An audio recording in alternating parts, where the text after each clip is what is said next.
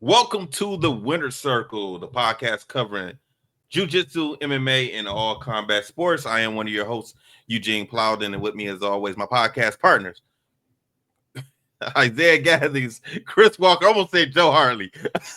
Oh, That's why I looked at. love you, I was like, Joe. wait a minute, We Joe love you, looked Joe. different. I mean, How y'all doing, guys? I get it. Doing great, Good, brother. How man. you doing Good. today? Good. If this is your first time with us, I want you to know we are members of the Martial Arts Center Network. And on Mondays, you got us, the Winner Circle, with myself, Isaiah Gathings, and Chris Walker. Tuesdays, you get the Inside Scoop with Alex and Jeff. Wednesdays, you can get the traditional way with Brett Shumway. Thursdays is Fists, Kicks, and Flicks with me, myself, and Joe Hartley and Angel Diaz. You know what? For more information, just check us out on all of our social media platforms. Just look for the Martial Arts Center Network on Facebook, Twitter, Instagram, YouTube, and Patreon. And also our new main app. Fellas, it's showtime. What's going on?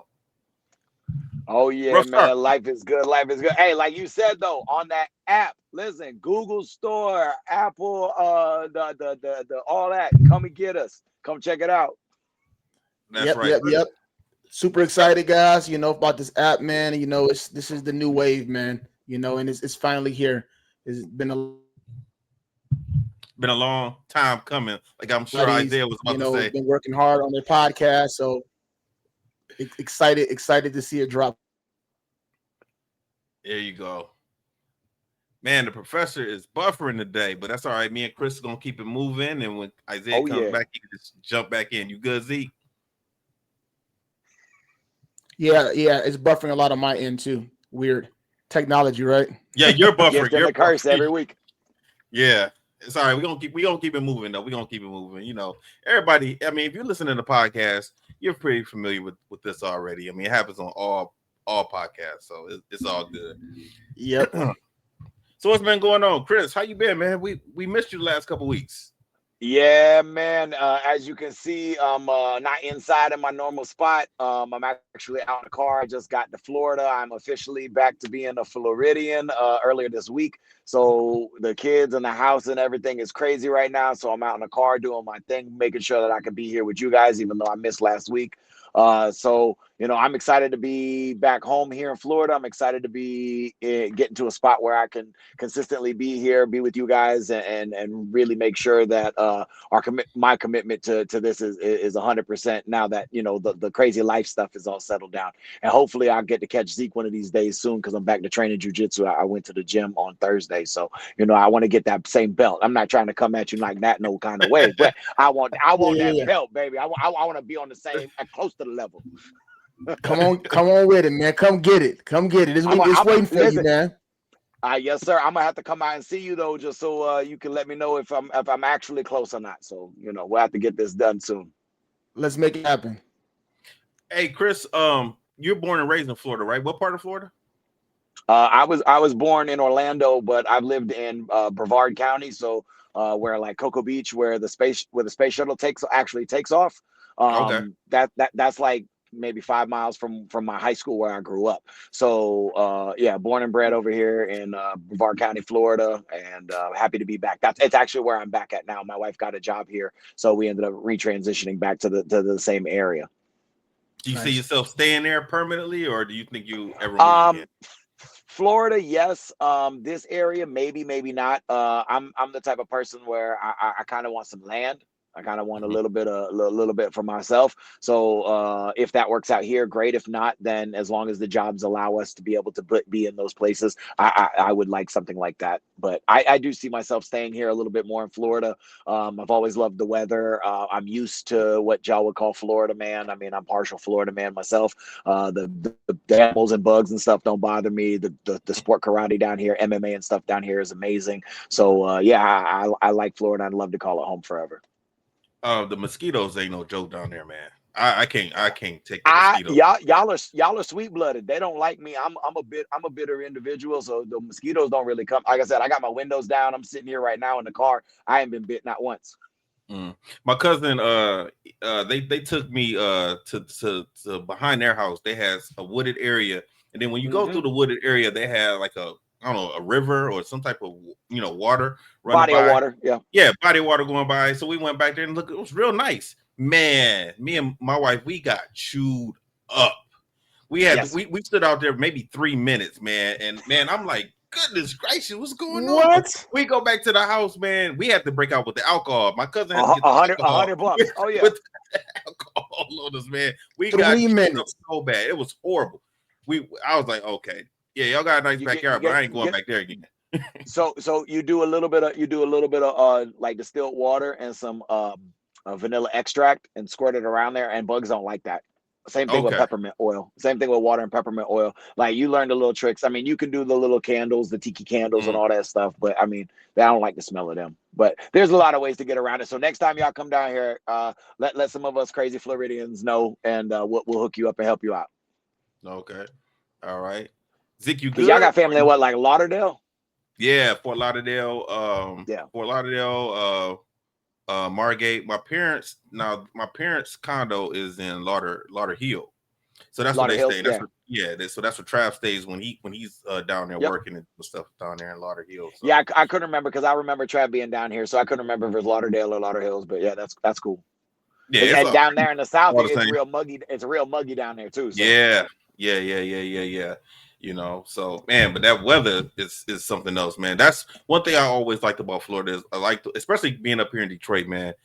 Like, it just you get tired of the cold sometimes. Especially you get tired of the cold, like around February and March, because you're over it at that point in time. Like sometimes winter starts in November.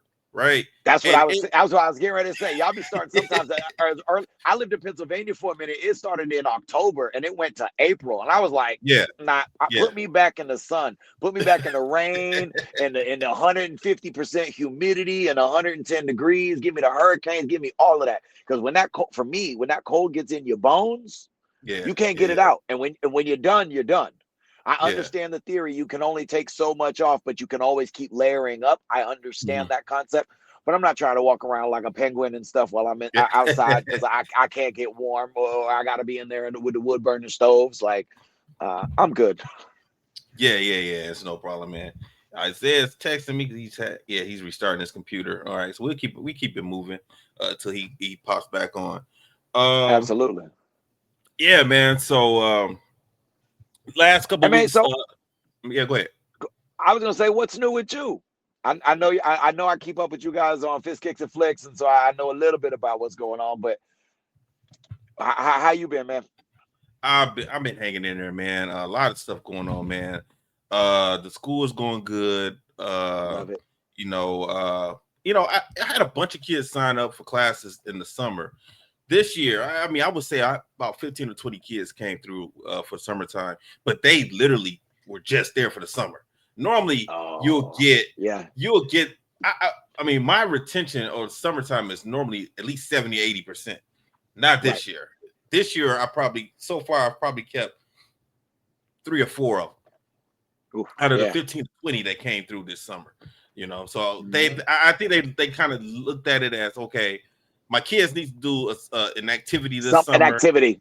Yep. Camp is too expensive. Camp sometimes can be $200 or $300 a week. I'm not putting my kid through that. Let's do something a little bit cheaper. So I don't know, man. Maybe maybe we'll keep up with them and see if they can come back sometime in the and later on in the winter, probably after the holidays. I normally get a new rush of kids in January, and typically my Russian kids that come in January and April, they normally stick around. And also the kids that normally come in around September, August, September, when school comes back. Yeah. Well, those are your strong ones. Yeah, seasonal people who come in October, like during like the back to school, or not back to school, but like pre-Christmas stuff, Black Friday stuff, like summer stuff. Like you'll get a lot of those ups and downs. And I know you're hustling to keep them. I know you're working real hard at it, so it's not that kind of thing. But yeah, right now a lot of things have been fight and flight. Like I have the time and I don't have the money, and or vice versa. You know how that goes. And the economy is not helping either. That's definitely not helping either. But I don't bring in kids in October anymore. The last 3 years, I don't bring kids in October. Because I told Zeke last week, I get 90 to 95% of my students when they come in, it's from Groupon. And when they come in from Groupon, they're either coming in a 1 month trial or 2 month trial. So most people, I would say about 80% of my students are on the 2 month trial. And when they come in October, it's ending in December. It's ending right at Christmas, right when everything is, And most of the time, I don't think I've had any kids sign up in December. So what I do is I'll let them come in. I'll have some people come in September because they'll end in November. That's still kind of early. Or I have them come in November and they'll end in January. And then that's after the holiday. Now they're getting ready to have that tax money come in. So they stick around. But when I had people in that trial in December, I didn't really get them to stick around. So I'm just preparing, preparing for people to pause, them coming in for new classes and pushing them into November. So and then also me and my wife, we tag team in this damn house of ours. I'm taking care of the repairs. She's taking care of the redecorating of the house. So she's been buying stuff and we're going back and forth. But I gotta tell you, man, I'm tired of going to At Home. I'm tired of going to Home Goods. I mean, there's some wonderful stores, but like she needs to go without me. There's only so much, big dog. There's only so much. Listen, I got Home Depot, you got Home Goods. Like we divide and conquer. Let's go to the two of them that are close together. I understand. As somebody who's been, I understand. But I was, that was gonna be the last thing. I was gonna make sure you and wifey is still amazing. I knew you were, but it's nice. It's always nice to hear us talk about ours. Yeah, man. She gave me some wine. I'm drinking some wine. It's a wine time. I gotta have my tasty beverage. So just went down the wrong pot. So man, jiu-jitsu training is going good, man. This week we worked on triangles, we worked on elevator sweeps, and we also did elbow escapes. So that's what we worked on in class this week. Yeah, so that was the third time I did the triangle class.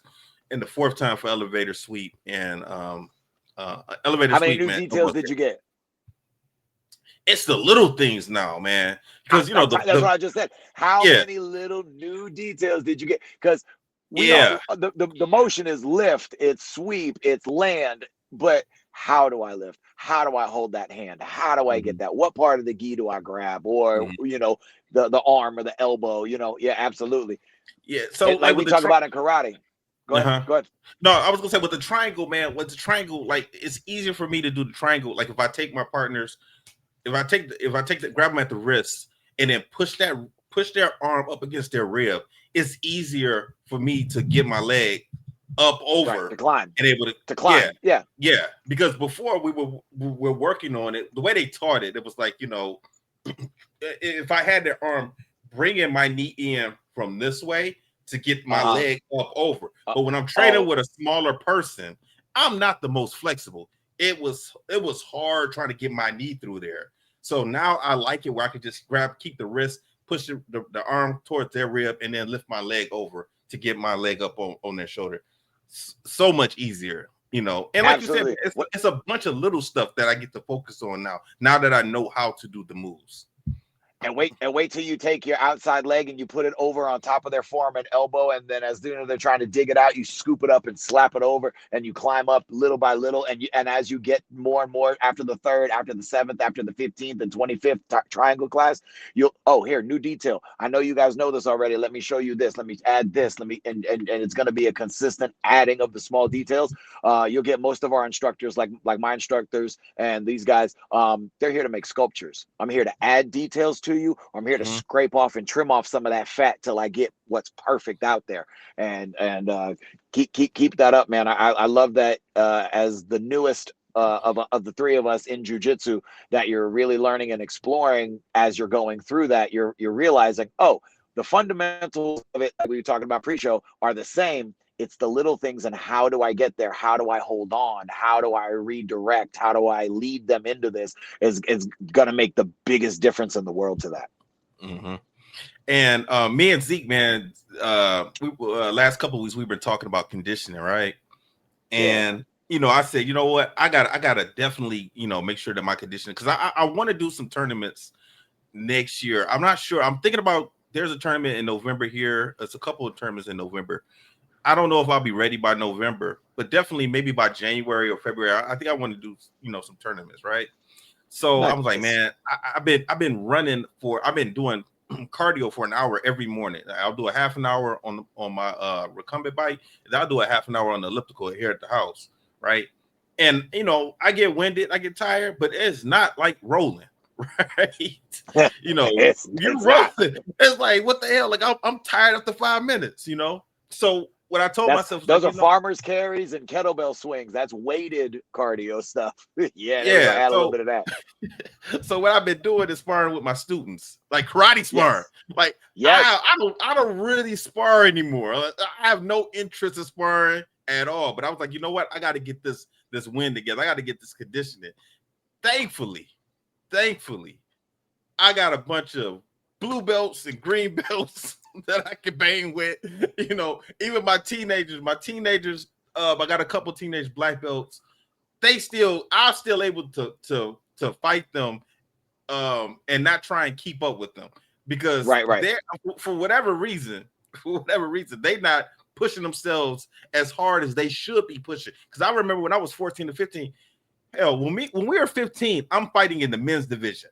My boys, I'm not putting them in the 100%. men's division at this point. Nah, not these kids. No. So I'm like, what's wrong? Come on, let's go. Like, take it to me, bring it, and these kids is not bringing it. So I'm like, you know what? Well, fine. I'm still getting my workout in, trying to get this conditioning better, So, I'm having fun with my kids, And a little piece of upper belt advice on that cardio, and I'm sure Zeke's going to either nod or chime in on this one. Watch your breathing. Learn how to breathe when you're in positions. Understand when you have a little bit of a break and you can take that big breath, or when you're under pressure and you can do those short breaths, and that kind of breathing and stuff will also help you regulate your heart rate and keep your cardio in a regular spot. Because when we get underneath a big person, you're at your weight division, you got a lot of pressure on top of your chest being held in side control, half guard, whatever. And so understanding how to breathe in that will keep your cardio up at a higher level than panicking or feeling that and go at the wrong time, suffocated. You know what I mean? So understanding that while you roll and thinking about your breath control while you're doing that, I think is gonna also, it's one of the key things that I've always talked to white belts about. Because as you're talking about going into tournaments, and again, I'm not a black belt by any means, but in competition experience, techniques and moves win you matches, cardio wins you tournaments. And your recovery from the previous match, between the two matches, is what's going to give you that either edge or not. Because dude could have just subbed somebody in 30 seconds and you had a 6-minute match, or vice versa. And now you got to figure out how to get into that next piece. So as you're doing that, great job on your cardio. Continue to do that. Continue to train and do all that. Watch that breathing. And I think you'll be more than good to go. Yeah, it's funny you say that too, because that's what one of my coaches said. He said, every time I knew you were about to do something, because you take a deep breath before you do it. So he was like, I felt that. I knew that. I'm like, man, how do I learn not to breathe where it's noticeable to you before I move? So anyway, it's training. I'm just enjoying the journey. I'm a white belt, man. I have no aspirations about being a world champion in jiu-jitsu, not at 48 years old, and by the time I'm a black belt, I'm gonna be damn near 60. So I'm not thinking about being a world champion. I'm just enjoying the journey, and hopefully, and I love that. And hopefully it's just gonna make me a better coach.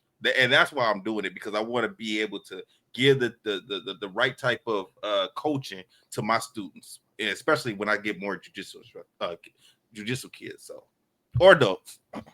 Zeke, what's up, man? What's up, man? What did I miss? I figured out what the problem was, and it's Chris.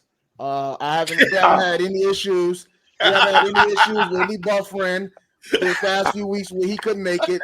He shows up, all right, disguised as Joe Hartley is what you called him, right? And then all of a sudden, I'm buffering like crazy. I'm resetting my computer. So I think this might be a little bit bigger than a technical issue, right? This might be a little bit bigger than that. I'll take that one. I'll become prepared with my laptop. We'll get back in our groove, and we won't have this buffer issue no more. Hey, Z, I got a question. What was the topic that we were just discussing? Oh, we wasn't talking about a topic, man. Chris just asked me how's everything been, because we haven't chopped it up in a minute. So just told him what's been going on with me and my wife in the house and training. That's pretty much it, man. But I got a question for you. Go ahead. Yeah. Did I tell you that I spoke to my uncle? He asked about you last week. Me? Yeah, you. You, Z. No. Yeah. No, you tell me. Yeah, my bad, man. Labor Day, we were sitting around the table, and he knows we do the show, so he asked how you doing and everything. So nice. I said he was good, man. He asked me, he was like, "You think he's gonna move back to Detroit?" He was like, he got a school here now. I was like, nah, I doubt it. I don't know. I think he likes Vegas. yeah. Right. Show your ride. And then also, Joe, so I'm a little bit older than you, but on Fitz Kicks and Flicks last week, Joe and I were talking, and I didn't realize how long you trained at my uncle's school, because I wasn't around. Like, I was in college when you came around, so I didn't know. So I met you around 2005, and I came to the school, and you were there, and I just thought you were just one of those regular people, because we always had people who just came by, and people that came by frequently. I didn't know you had been there for a minute. Yeah, I've been there for some time, and it was interesting because we had a conversation a few weeks ago where we were trying to figure out how we've both been around this activity so long, but never really crossed paths before when I initially saw you. Because when I saw you, I'm like, you obviously look like the rest of them, your uncle. So I'm like, you are obviously, and then to find out you last name Plowden, okay, obviously. But I'm like, how is this possible that I've never seen him? Right. Fought everybody. I'm like, I've never competed against him. I've never seen him around. And then as soon as he started talking, I've been coming to this. That was odd to me for sure. That was odd to me for sure. So yeah, I was trying to figure out that gap, Yeah. But yeah, I was there for a minute. I was there for quite some time. Okay, yeah. So Joe said that he always enjoyed training with you, man. I was like, oh yeah, they've been around the school that long. Like I had to be in college, because that's the only time because I was always my uncle's right hand man. When he was away, I was the one running the school. So the only time period that I was not there was 95 through 99, and still I would come home for the holidays and weekends, and I would still teach. I would run the school because, especially if everybody else going to a tournament, there was nobody else to teach. So I would come back from college just to teach, So, all right, well, that's cool, man. Joe, Russ, Bernard, Ski, Willie, Devontae, Mr. Ellison, obviously Ski's dad. Man. I mean, like Trav, these were in like every class, like every. Yeah, we were deep.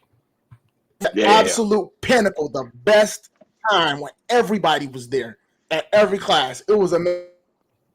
Yeah, this is before the Morgan and Avery era. Oh yeah, before this, when he said "Be Frost," like it was train beside you, that was odd. Yeah. Yeah, man. Yep. So let's get into our topics, man. So you guys see the fight, Canelo versus Crawford. Oh, yeah. I was pleasantly surprised by that. I was not surprised. I won money. I was so happy. You bet on that, huh? Oh yes. I bet on Bud. No questions asked. I bet on Bud on a decision. Now I didn't think there was gonna be no stop to that fight, but yeah. Okay. All right. I called Bud by decision as well. I thought it was going to be a split decision.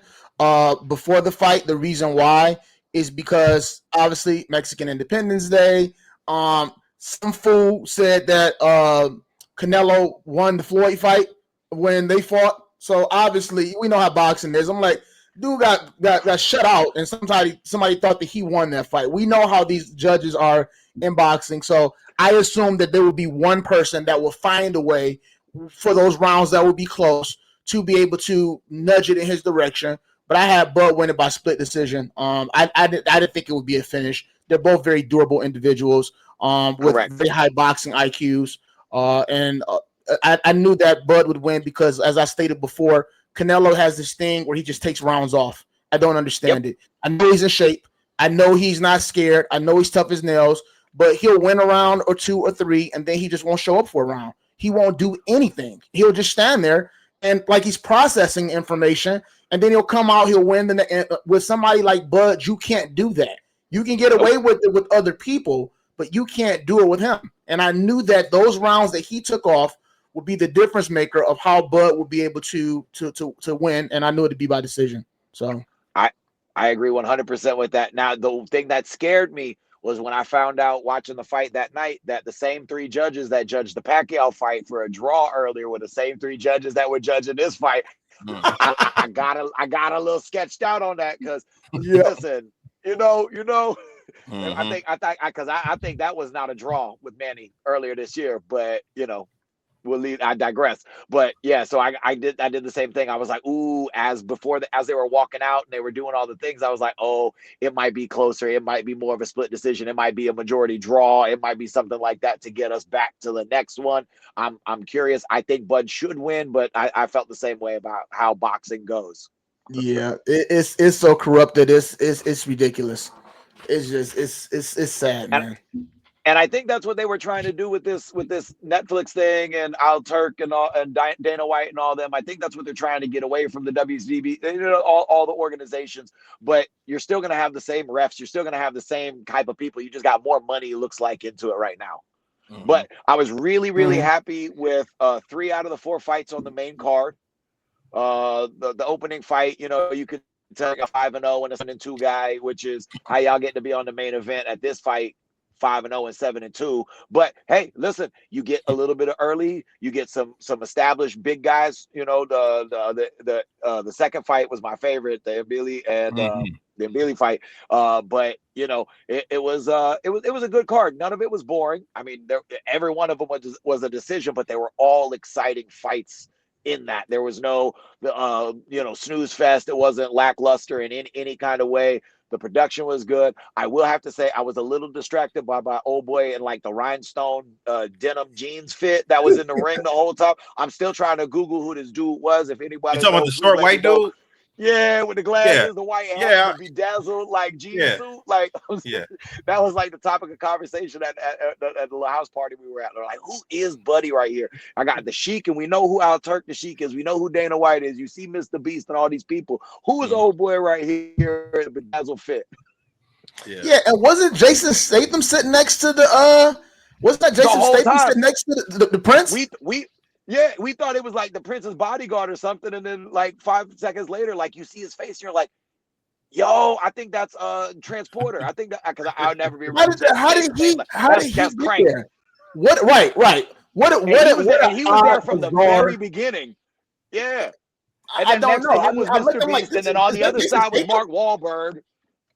Yeah, I didn't know what was going on. It was a wild. They got Mark Wahlberg talking about the history of the belt. I'm just like, what is happening here?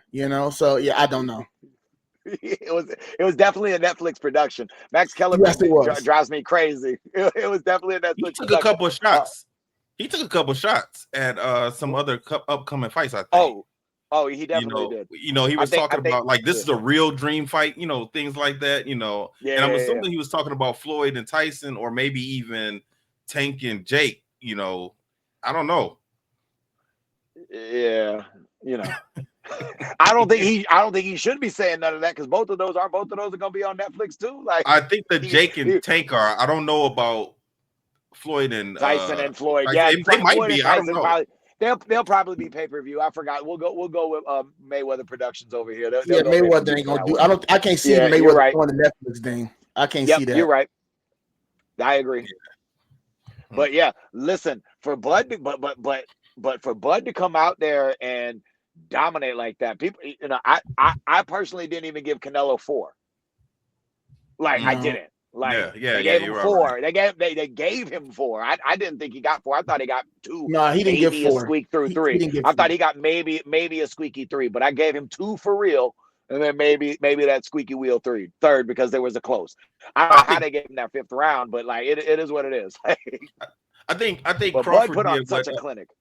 Yeah, I think Crawford did exactly what Isaiah was talking about. I think he purposely took that round off to give it to Canelo because when that next round happened, like he came out started a 6. Like, he seemed like he was pissed. I'm like, damn, like he might have just been conserving his energy. Yeah, and giving them that round. Because those you got rounds. that one, you ain't gonna get more. Like just letting you know.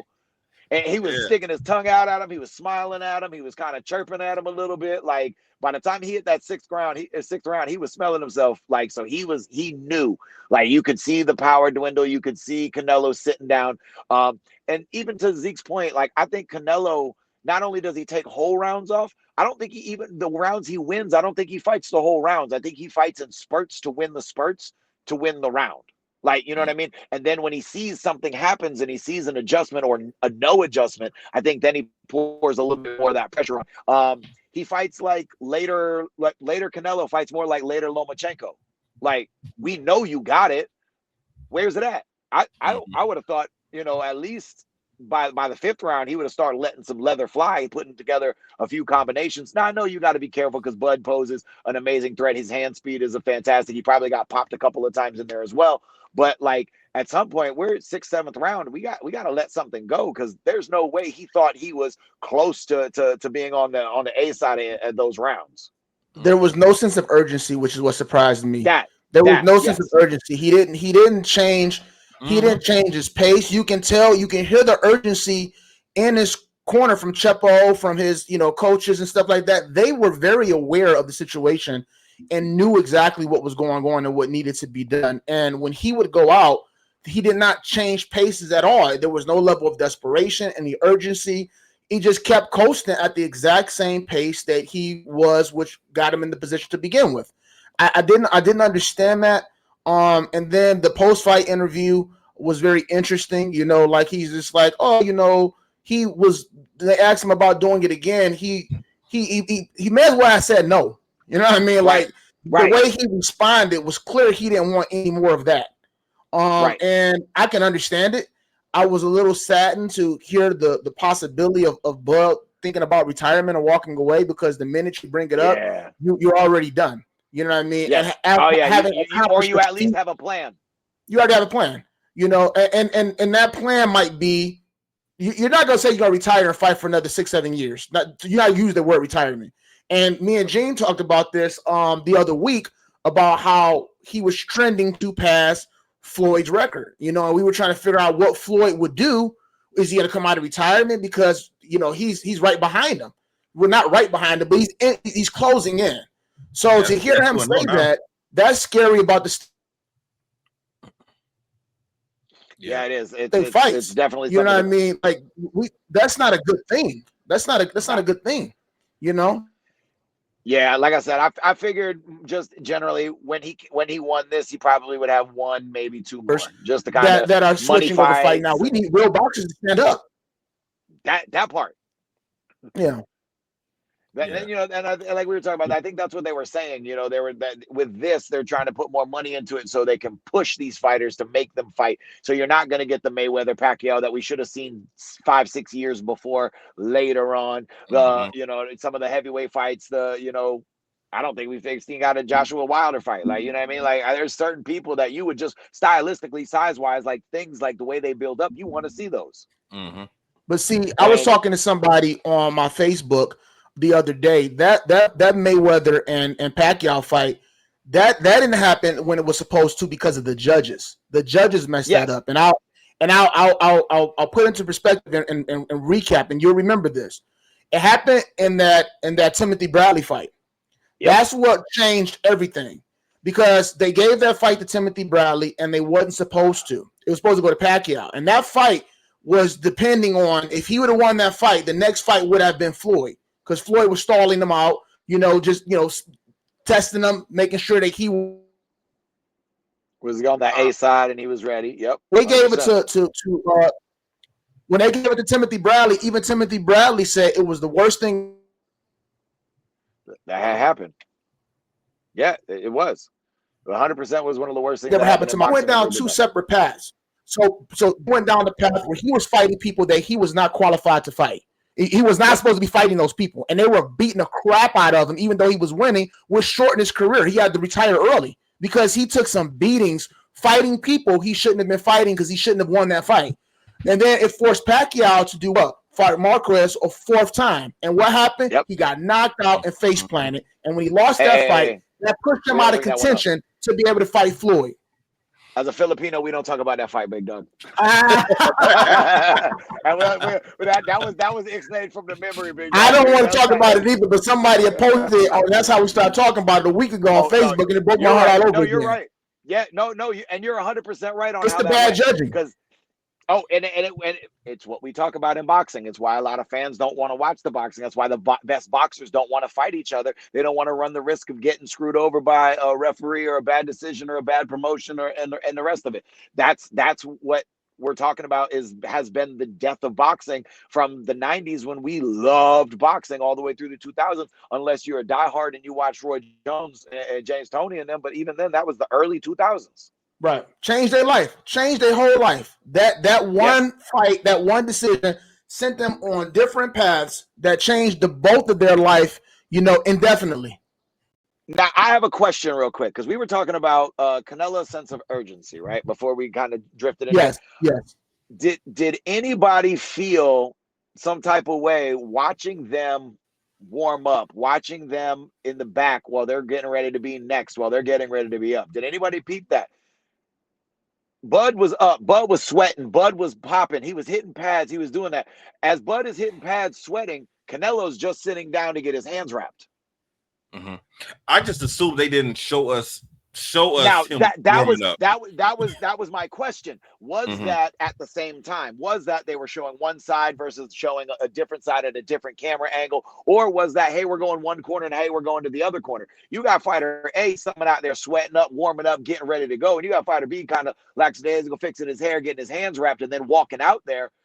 I also didn't see the killer look in Canelo's eyes as he walked out, kind of like when I saw the Paul and Tyson fight. You watch one guy out there, I'm ready to kill somebody, and you watch the other guy like, well, I'm here. Right. Now, so Canelo didn't look that lackadaisical, but I don't know. I'm asking if anybody else picked up on those same type of things, because that was the perception that I got. Canelo was more taking it a little easier. He was waiting to get his hand wrapped later. He was just kind of putting everything off, and he knows he's going to be good. Where Bud was out here, hey, I know I'm out here to prove to this. I'm out here to show you guys. I'm out here to do this. So do you guys think that was maybe a cause of it, or was that just kind of camera work and figuring that out? I think that was just editing, and they just showing us that at different times. I know that he had to have been warming up at some point in time. I just think that they just showed us that at different times. But I did kind of feel like Canelo might have been overconfident. I think he just I think that he thought that he was just going to. He was a bigger guy, and he was going to hit him and hurt him and be done with it. That's how I thought, because he just kept pushing forward, and it seemed like Bud was like kind of countering him. As soon as Canelo threw something, he was right back on him, sending it right back to him. To Chris's question, I think that it was just like Gene said, just the camera work, the way they work the camera. I mean, there's no way that as long as it takes the wrap hands, especially for a boxer rapping, that he would have been sitting back there and not warming up. He's smart and analytical enough to know that, he came out, he gave his little interview earlier on. He's like, that's all you're going to get from me. You know what I mean? Right. And then that's it. So I think that session was closed off because they didn't want to give nobody, even Bud, people who might have been watching beforehand, still analyzing things. They didn't want to give him no piece or anything to be able to work with strategically. I think that they kept that closed away.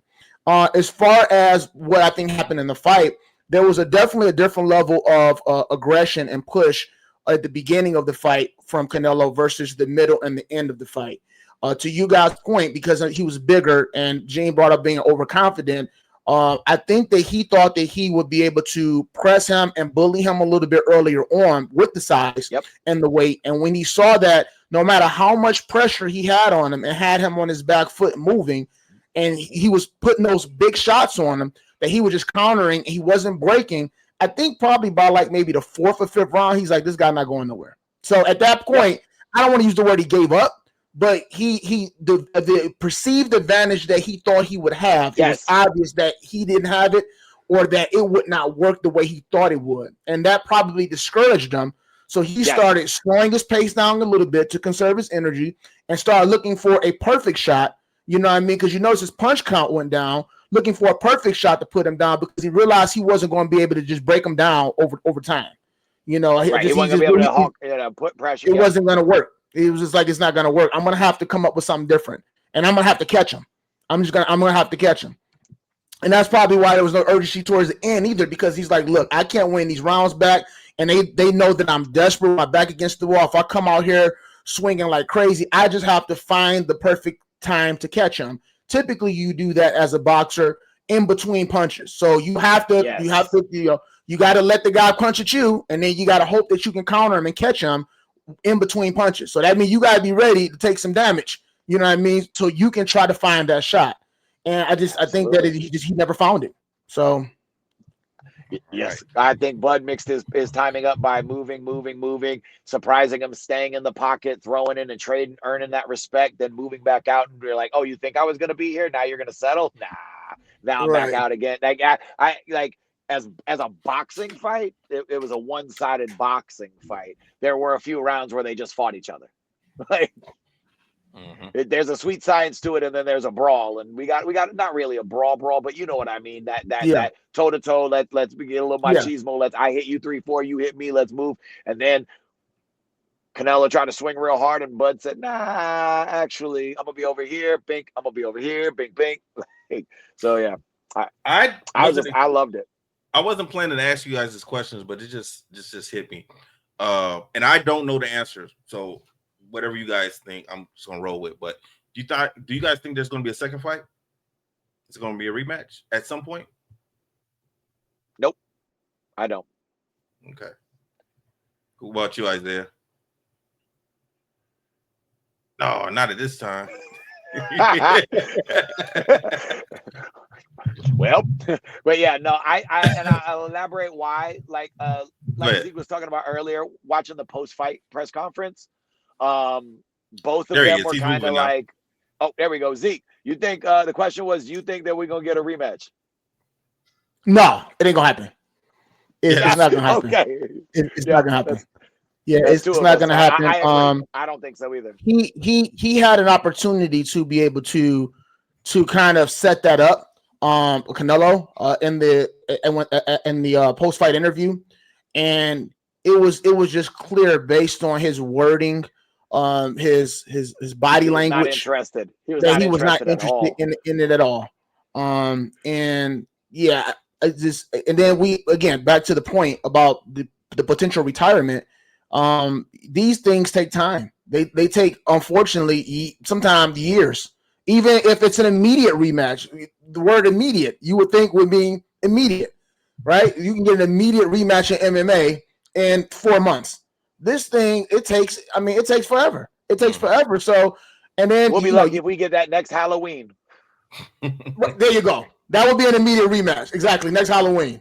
Right. And it's just, it just takes too long. You got to hope that he's going to be around. And then there's all type of litigation involved too, because people have mandatories. You know what I mean? So like, there's a mandatory next challenger. Somebody already lined up. So then you have to get these people to agree to wait. And then they're like, well, I don't want to wait because then you may lose, and then, so it's like a whole, people go to court about this stuff all the time because people blow in boxing, they blow off their mandatories, people that's lined up so they can chase a super fight, they can chase a rematch and things like that. And sometimes they have clauses so they can exercise those clauses. And, without getting too political, no, I don't think it's going to happen. I don't think he's interested in it.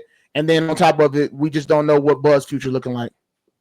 Okay, let's move on, guys. So let's talk about jiu-jitsu a little bit. Gi or no gi? What do you guys prefer? I've never done a no gi class, so I have no experience training in no gi. But what do you guys prefer, gi or no gi? If I have to say a preference, I'm probably gonna say no gi because it's where I started.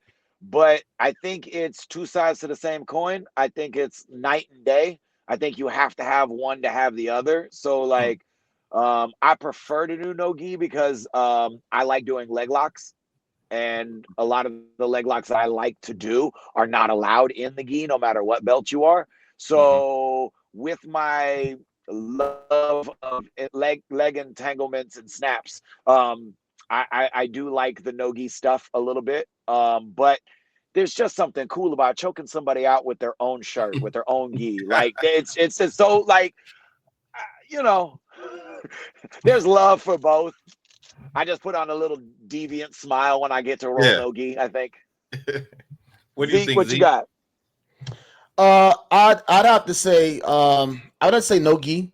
I'm not surprised that you haven't had trained no gi, because I don't know why even in 2025 they treat no gi jiu-jitsu like it's the redheaded stepchild that they lock in the basement. Like it's a jiu-jitsu class. I mean, jiu-jitsu academy. It's jiu-jitsu academy, and then everybody's coming there, you know, training jiu-jitsu all day. Then all of a sudden, at some random time at night in the back corner, or when everything else is done, everybody leaves, they have some wrestling coach or MMA guy come in. It's never the professor, like he's allergic to it or something like that. You know what I mean? It comes in and he teaches it on a Saturday or a Sunday, or an hour and a half at 9 p.m. or 6 in the morning, something ridiculous. You know, kind of like in sport karate, how they treat at the local tournaments continuous fighting.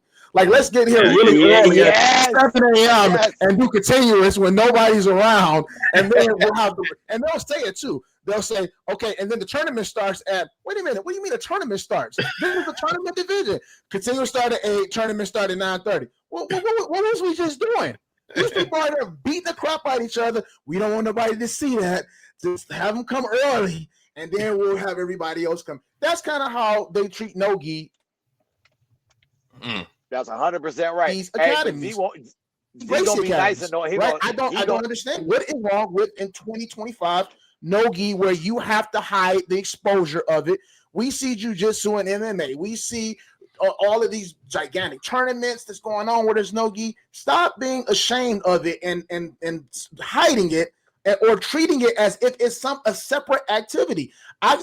I could take the gi, and I love Hoyler. I trained with Hoyler for some time, Gracie as well. And they were asking him a question before. They said, how long before, when you have an MMA fight, it's back when he was fighting MMA, they said, how long before do you take the gi off? And he looked puzzled because we had a seminar. He looked puzzled. He says, I don't know, just the week of the fight, I just take the gi off and I just keep going. What difference is it? I just take it off. Like, how professors act like they can't do no gi, I just don't understand. If I have a gi on and somebody say, you gonna roll with me no gi, I just take the gi off. What's the difference? Like, does my powers or understanding of the moves and technique change because I don't have it? Yes. No. So I'm not surprised that you haven't trained it no gi, because it just shows me that these academies have not progressed mentally as far as accepting in as an equal part of the program no gi like they do the gi. Now, with all that said, to your question, I prefer, if I have to choose, it's no gi, for a few reasons. One, when I started doing coaching MMA, training MMA and coaching MMA, I had to fall in love with it because it was what I was going to be doing more of. So I had to embrace it. At the time when I first started training MMA and when I first started coaching fighters, I like the gi more. I mean, that was just because for the same reason I just said, we wasn't really doing no gi that much at the academy. I was only really subjected and introduced to gi classes. So that's what I was familiar with. I assumed that I liked it better just because that's the only thing that I was doing. Right? Exposure. It was exposure. You introduce to something else, you're like, oh, I didn't know that this was as cool as well.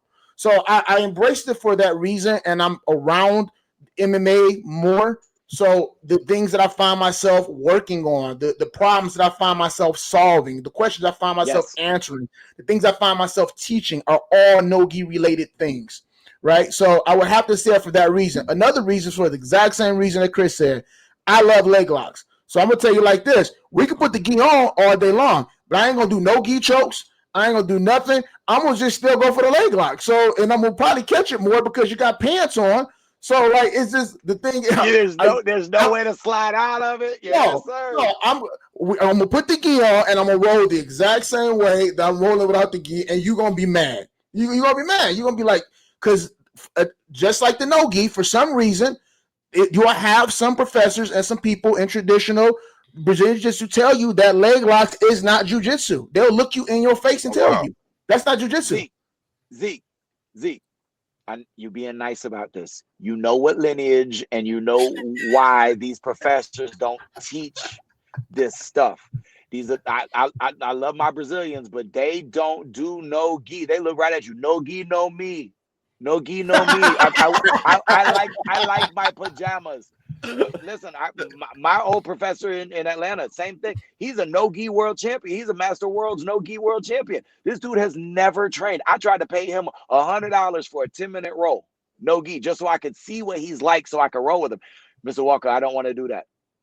I like gi better. Yeah. So like I noticed Brazilians specifically, or black belts from direct Brazilian lineage, typically don't do legs and they typically don't do no gi.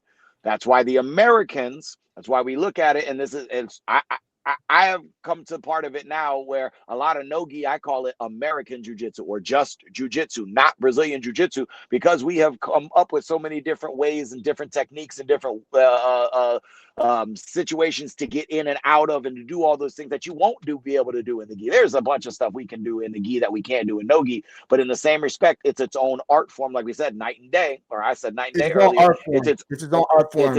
It's its own art form. Yeah, we keep some of the same stuff, but I'll wrist lock you in both, but I'm definitely catching you with no gi with a wrist lock. I promise you. And see, that's the thing. You know, to make sure I give gi his respect, it's a whole nother monster. And the truth of it is, after training in no gi for as long as I have been focusing on it, not almost user training, I'll say focusing on it for as long as I have, to put the gi back on, it's crazy because you can't go nowhere. You know, these guys are experts, man. They understand everything about, control as far as your lapel, about grips.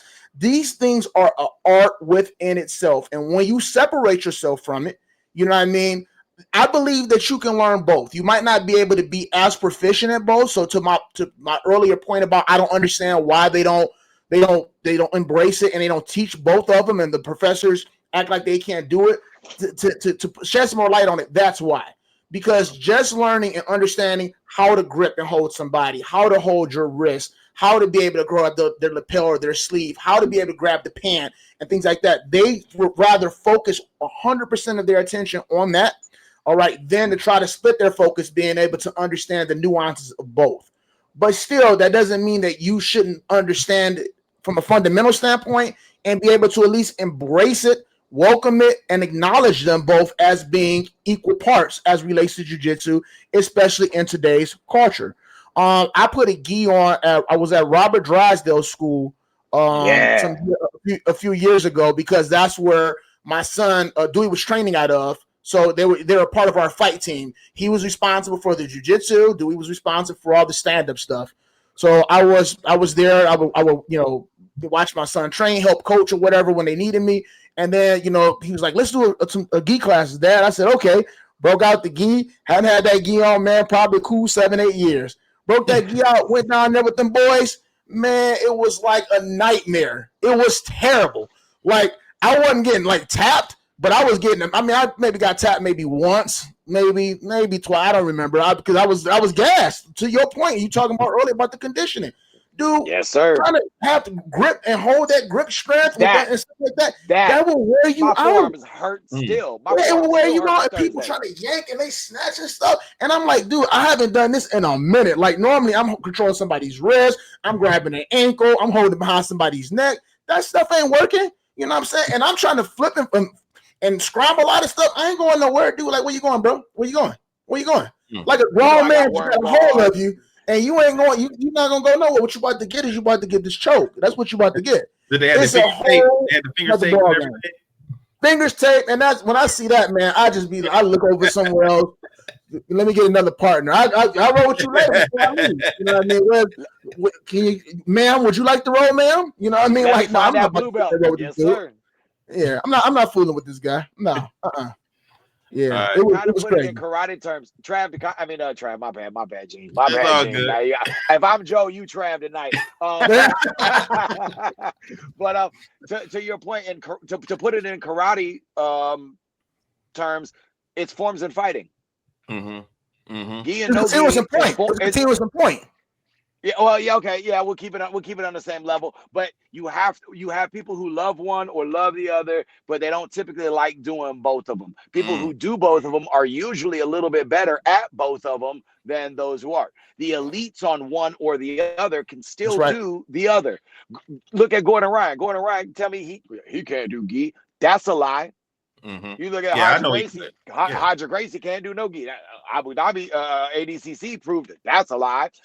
So the elites are always going to be the elites no matter what. That's like saying Bailey can't do continuous. Wrong.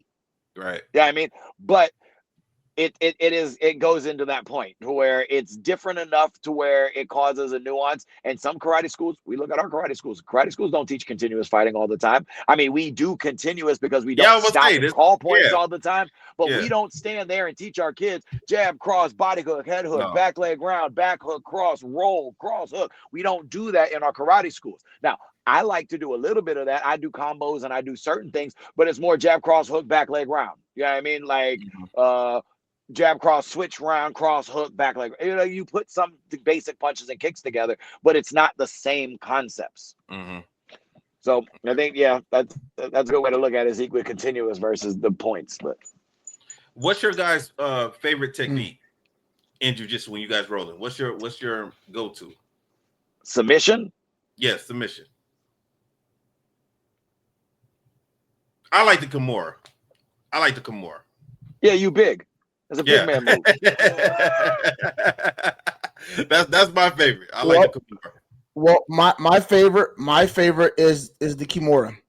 It took me a while to realize that because I never really realized it, and it's because out of every submission, it is the most utilitarian submission that you can use because you can catch it from every position, and you can even use it to bail you out of things from a defensive standpoint, and you can also sweep with it. So the technique of the Kimura is what I like. Now, I don't really finish with a lot of Kimuras, if that makes sense to you. I don't finish with them. But the Kimura helps me, the grip, the understanding of it, the threat of it, all right, helps me get sweeps. I've used it to escape. And you'll see in my perspective tonight, I'm going to show one move that you can use from an offensive and defensive standpoint. And that's my point why I like it. I've gotten out of takedowns with it. I mean, I'm screaming at the TV every week when there's a UFC and there's a guy with a body lock around the guy's back, and I'm screaming, do the Kimura. Like, just break the grip with the Kimura and you can get out of it. There's so many things that you can use it for aside from just attacking and finishing with it. I can catch it from the bottom. I can catch it from the top. I can catch it from the side control. I can catch it from the bottom of side control. I can catch it from any position. So for me, it's like when you're learning at your level, that's another reason why you should like it, Eugene. I need to learn moves and that's how I teach.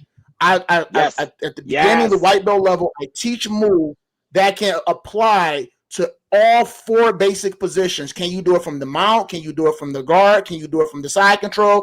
Can you do it from the back position? Like, I need you, so that way you don't have to cycle through a lot of information. It's like, yes, sir. This is the submission. Let me show you how to use it from all of these positions, right? Okay, now here's the second submission. Let me show you how to use this from all of these positions. Instead of me teaching you got to use this from the guard. You got to use this from the side control. You have to use this from knee on belly. You have to use this from the back. No, just teach a submission that can apply across each position, and that's universal. And then that way you fast track a person's level of success and understanding of the art itself. So Kimura is one of those moves that I can do from offensive, defensive, from every position, even standing, to be able to, to be successful. That's the reason why it's my favorite move. Okay. And I don't finish a lot of them. I don't finish with it a lot, but I use it for a lot of things to set up a lot of things that I do finish. Okay. So that's why I specifically asked for submission. The Kimura grip, just the grip of the Kimura and understanding how to get it. The Kimura grip is by far my favorite of grips because it works. That, and I like because I have long arms, and my favorite actual finish submission is a Darce choke. Because again, I can throw a Darce from every position. You can be on my back and I can figure out how to Darce you from being on my back. I've done it from somebody in a body lock at a tournament. So as a finisher, Darce is my favorite front headlock, but you are Zeke, to everything you said. I'm over here jumping up and down in my seat. I'm clapping because that is why I tried to decipher between submission and or move or whatever. Because yes, the Kimura grip, my very first catch wrestling coach said, if you grab a Kimura grip, never let it go. You will find the wonders of the world. And so I did. I agree, because you can. It does give you. It takes away an arm, so it allows for a sweep. It allows for a step over. It allows for the triangle. I don't finish Kimuras. I very, very rarely ever finish the Kimura as a submission. So that's why I said, that's a big guy move. I don't do, but I also don't do Americanas either. I can when I'm sitting in Ketsuga and I put my hand right here and I just wait for that little hand to come over and just grab it. I mean, yeah, we can catch a quick one, but like same. But Zeke, before we move on to anything else, what you said and how you described you teaching jiu-jitsu is something that is a breath of fresh air for me, because everywhere that I've been, they don't teach it like that. They do it exactly how you describe it. They teach you, hey, this is a triangle from guard. This is a Kimura from side control. This is a north-south choke. This is a whatever. I like to teach you one submission for a month and show you how to do that one submission. The first week is all fundamentals on what is the submission. One arm in, one arm out. This is how you lock your triangle. This is how you do. Now, this is how you do a triangle from the back, side control, bottom side control, mount, and I like to teach you that. So therefore, my white belts can never say, I didn't know what to do. No. You have one move. You're great at that one move, and you can do it from everywhere. So you're never going, I don't know. So Zeke, I think I just got a plane ticket to come out and train a little faster because of just the sheer philosophy behind what we do and thinking in the similar lanes here. First off, kudos, and second off, I will be there soon. Yes, sir. Thank you. And this is important because when I started to take on MMA fighters and accept them, I understood something. I looked at the way jiu-jitsu was taught, and I said, this isn't going to work, because this guy has a fight in 60 days, and he's a wrestler, and he doesn't know anything. And the guy he's fighting trains jiu-jitsu, right? He's got to fight in 90 days, and the guy he's fighting is a jiu-jitsu guy, and he's a stand-up guy. He's a kickboxing champ, and he doesn't know anything. Do I have time to sit down with this guy in 60 or 90 days and teach him basic position? Because remember, I can't just teach him the offensive stuff. I have to teach him escapes too. But he has to be functional enough to where he's able to capitalize and finish if he finds himself in these positions. And I don't have time to help him understand 7 different submissions or 8 different submissions and teach him escapes and give him everything he needs. I had to find a systematic way to fast track it.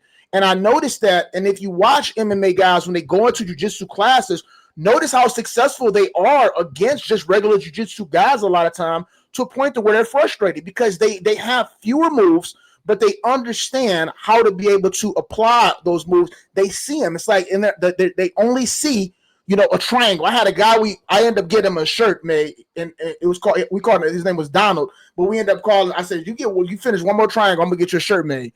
Got him a shirt made. My cousin did the artwork. It was called Triangle Man. Was what we called him. And it had the man that was made up on the shirt was made up of triangles.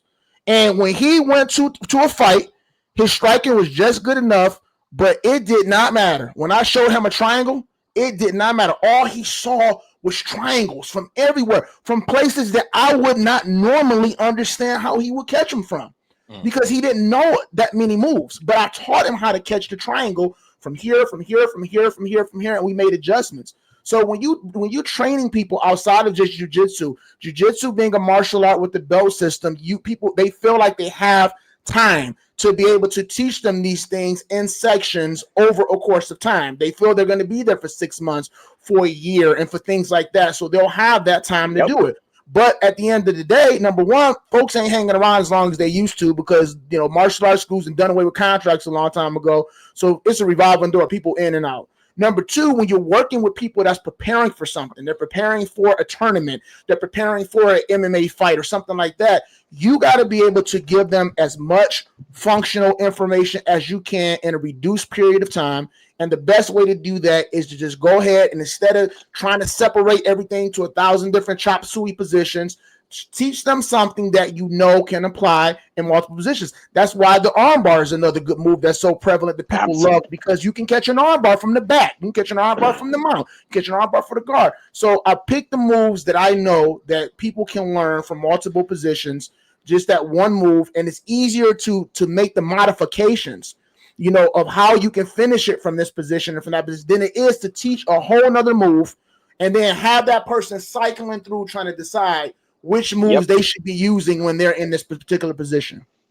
I'm being pressured. I'm in bottom side control, and I got a dude 50 pounds heavier than me putting pressure on. I don't got time to roll through a Scrolodex to try to remember what move coach told me that one time to get out from underneath it. I'm putting my forearm on your throat. I'm pushing up, and I'm seeing what's open. I understand concepts. Yeah, to your point, Zeke, my first coach was not a jiu-jitsu coach. He was a catch wrestling coach. So he said you got to learn the big four from every position, and then you learn one new move from every position. So we had to learn arm bars, triangles, guillotines. Obviously, you can only do them from a few positions. And then we had to learn the rear naked. We had to learn the mata leone. So we had to learn how to do that because that's the most number one finished submission ever. Then you had to learn the other three from everywhere you could, and then you got one more move. Funny enough, my move back then was the darts because I got really long arms. So for my little itty bitty body, and it worked. Now, like I said, that's why that's my favorite, because I learned it from all the positions. Sure, I can do an Ezekiel from a bunch of different places, but I got to have strength and I got to hold on and I got no, thank you. So I figure where I'll lock in, long arm, that works. Wrist locks do count too, but people look at you like you're a terrible person when you wrist lock them. They do. They do. They don't like that. Me being one of them. All right. Me being one of them. Don't wrist lock Z. Don't try. All right. Perfect. Good topic, guys. Let's move on. So Chris, you got a new segment coming up pretty soon, the Winner Circle, yes, where you sir. select a competitor, whether in jiu-jitsu, boxing, kickboxing, sport karate, and you're going to highlight them on the show. You want to talk about it? Yes, sir. So like you said, Gene, I'm starting this new segment that's coming up. We'll have an official segment with all the bells and whistles and whatnot next cast. But we want to take out, in our martial arts networks, we got a lot of podcasts that get to do this stuff. We'll get a lot of in-depth stuff about our sport karate and a lot of in-depth stuff on some of our other shows. So this is an opportunity for us to give a little highlight out for that, as well as highlight other athletes who are in other avenues that aren't just in our sport karate world. So this week I got two. Number one, this weekend on Saturday, Daryl Carter in North Carolina, I believe, he put on the Queen City Challenge, and Kareem Abdallah went up there from Team Paul Mitchell. He went out there and won the big belt for that. And so I want to shout him out because this young man has been absolutely on fire these last few events. Doing really well, and this is kind of a cultivation of that and being able to continue through there. So shout out to Kareem Abdallah, as well as Dean Barry. He is a point fighter who went to the UFC, who's gone out of there, and he went back into Total Combat. We've talked about it before because Robbie Lavoie did it, the first one in June. They just had their second event. Michael Page is involved with them now, and Dean, we found this is Dean's first combat fight back since stepping away from the UFC for a little while and stepping away from MMA, and he came out there with an absolute dominant performance. So I wanted to give Dean a shout out. Him and I fought each other a few times, and so it was nice to see him making his way back into the ring, cage, circle, the arena, and rocking out a W. There were quite a few other fights that next week I would really like to talk about the Total Combat card and get a little bit into that. But we had a lot of things to talk about tonight. So those are going to be my two guys that I'm shouting out: Dean Barry and Kareem Abdallah, point karate, as well as full contact karate, original karate combat style of fighting. Yeah, we're gonna have more production for that for next week. Oh, we're gonna have videos and clips, so at least me looking like I know what I'm doing and not in the dark. All right, we're gonna move on to our last segment, the professor's perspective. Isaiah, I had you set up, but when we were having issues earlier, I backed out and I did not have the video, so I gotta pull them back up. Okay, so let me get the first one. And I'll bring it in. All right, let me turn the volume up for you. There you go. No, that isn't it. That was from last week. My bad, man. My bad. Let me remove this one. Let me get that other one. All right, so we're looking at this one here. It should be the one from the mount. It should say hidden hand. Nope, not that one. That we're gonna do that one second. Okay. So let's do the other one first. All right.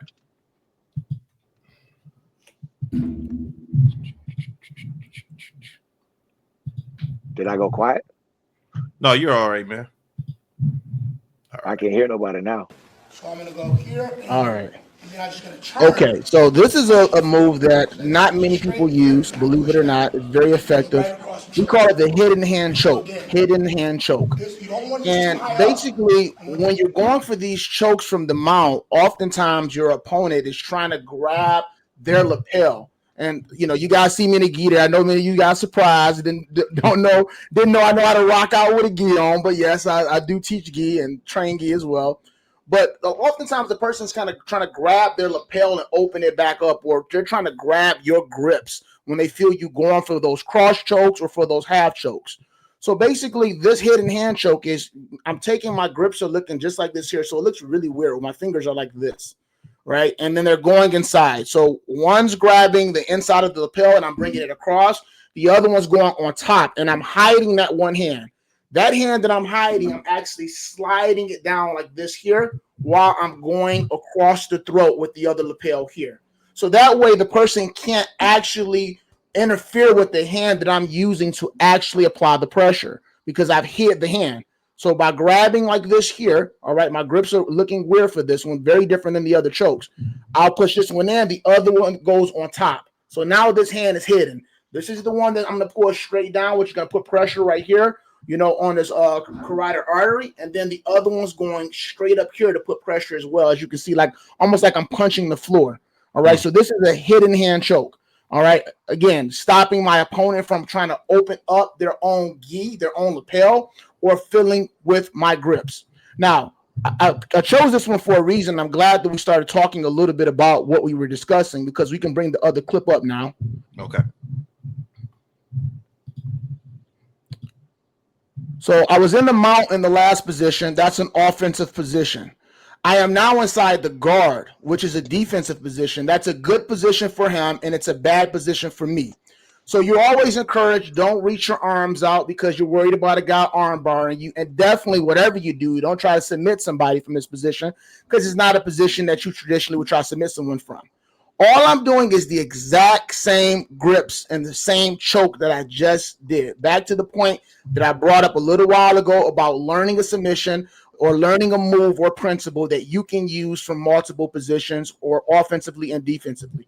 Same thing. I get the hidden hand choke position where I go here, I hide it and bring it across. And as I jump up to my feet, I turn and punch towards the floor. We call this an eating choke, like you're eating.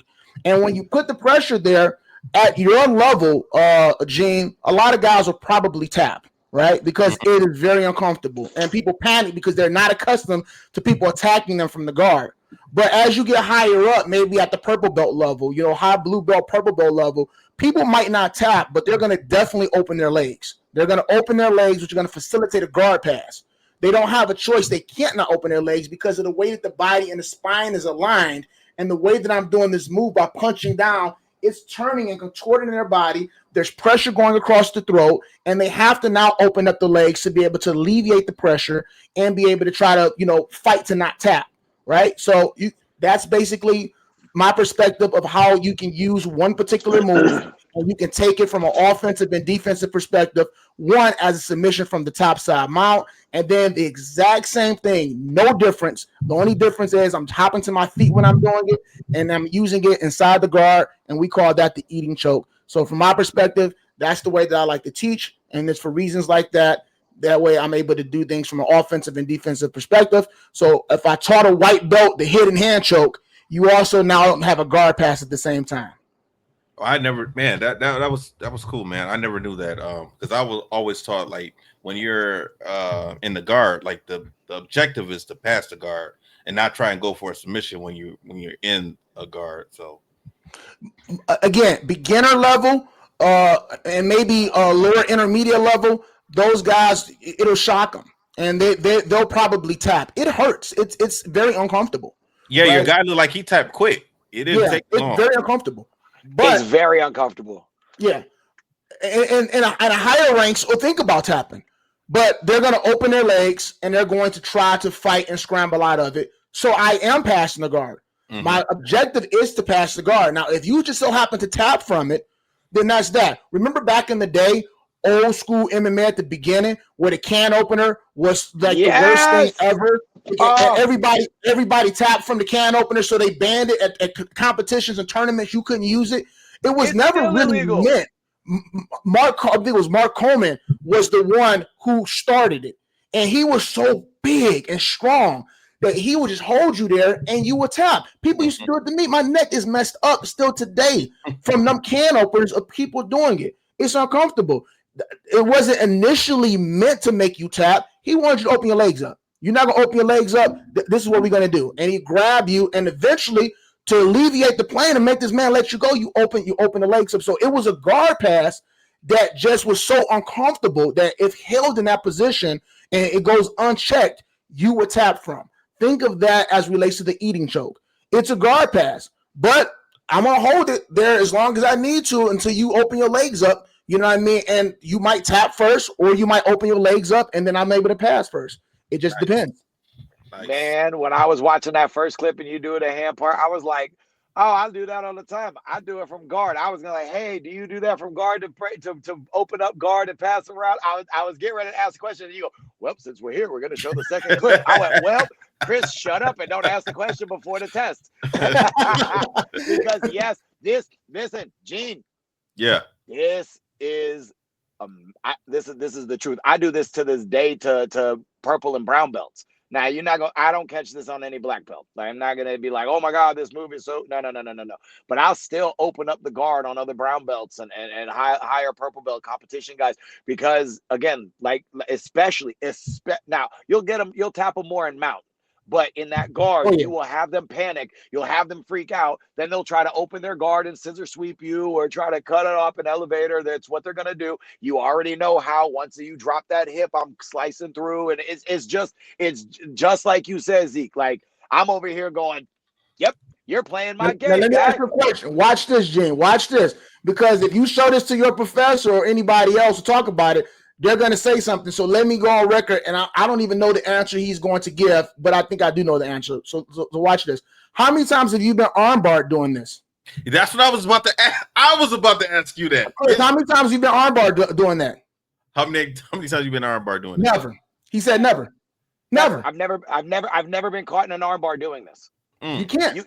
Because if you look at the way I turn my body and I punch towards the floor, as long as you turn and you have that angle where you're punching down like this here, their body's not in a position to be able to, even if they open the guard, they can't turn the arm bar you from there. I got all the pressure on that side. I got all the pressure on that side. Even if I don't necessarily turn all the way and I stay squared up and I pitch my knees on the outside of your cheeks and I'm pushing straight in, you're not going to be able to walk over and step over that arm that's already pushing across you. And because I have this other arm backed out, you can't turn over and you can't rotate your hips over enough because I'm controlling your shoulders, which are just big hips.